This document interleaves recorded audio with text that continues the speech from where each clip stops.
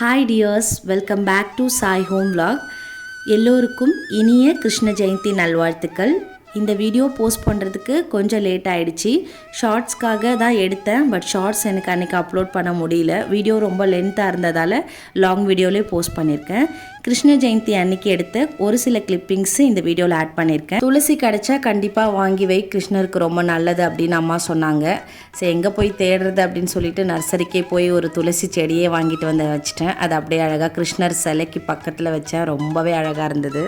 குட்டீஸ் 2 பேருக்குமே நல்ல கோல்ட் அண்ட் காஃப். ஸோ அன்றைக்கி தான் வந்து கொஞ்சம் ரெக்கவர் ஆகி வந்திருந்தாங்க. ஸோ நெக்ஸ்ட் இயர் பண்ணிக்கலாமா அப்படின்னு நான் கேட்டேன். இல்லைம்மா சிம்பிளாவது பண்ணலாமேன்னு ரொம்ப ஆசையாக கேட்டாங்க. ஸோ அவங்களுக்காக வேண்டி ரொம்ப சிம்பிளாக பண்ணேன் நான். குட்டீஸ் 2 பேருமே வந்து ரொம்ப ஹெல்ப் பண்ணாங்க. அத்வி வந்து சாமிக்கு எல்லாம் பண்ணுறது, அந்த டெக்கரேஷன் அது எல்லாமே வந்து பண்ணிகிட்டு இருந்தா. ஸோ அவளுக்காக தான் வந்து மெயினாக இந்த வீடியோவே போட்டேன். ஏன்னா 1 மினிட்டுக்கு வந்து என்னால் எடிட் பண்ணவே முடியல. பாப்பா பண்ணதை எல்லாமே வந்து கட் பண்ணுற மாதிரி இருந்துச்சு. ஸோ அதனால தான் நான் வந்து லாங் வீடியோவிலே போட்டுடலாம் அப்படின்னு சொல்லிட்டு. பையன் வந்து மற்ற க்ளீனிங் ஒர்க் அதெல்லாம் அவன் பண்ணான். அத்வி வந்து இந்த ஒர்க்லாம் பண்ணான், என் கூட இருந்து எல்லாமே சொல்ல எல்லாமே பண்ணான். ஸோ இவங்க 2 பேரை பொறுத்த வரைக்கும் அவங்களுக்கு இன்ட்ரெஸ்ட் இருந்தால் தான் நான் அவங்கள கூப்பிட்டு பண்ணுவேன். மற்றபடி அவங்கள நான் ஃபோர்ஸ் பண்ணியோ அந்த மாதிரி பண்ண மாட்டேன். அவங்க தான் என்னை விட இன்ட்ரெஸ்டடாக வந்து பண்ணணும் அப்படின்னு சொல்லியிருந்தாங்க.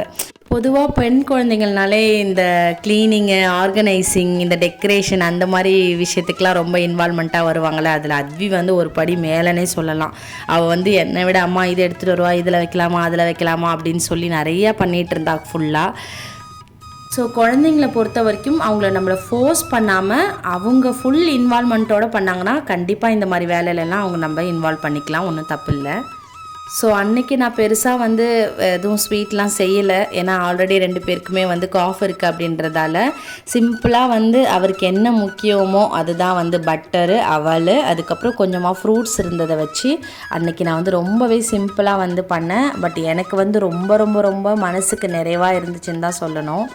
சாமி கும்பிட்ற விஷயத்தை பொறுத்த வரைக்கும் நான் வந்து இப்படி தான் பண்ணணும், இந்த மாதிரி ரூல்ஸ் தான் ஃபாலோ பண்ணணும் அப்படின்னு எந்த ஒரு ரூல்ஸுமே நான் வச்சுக்க மாட்டேன்.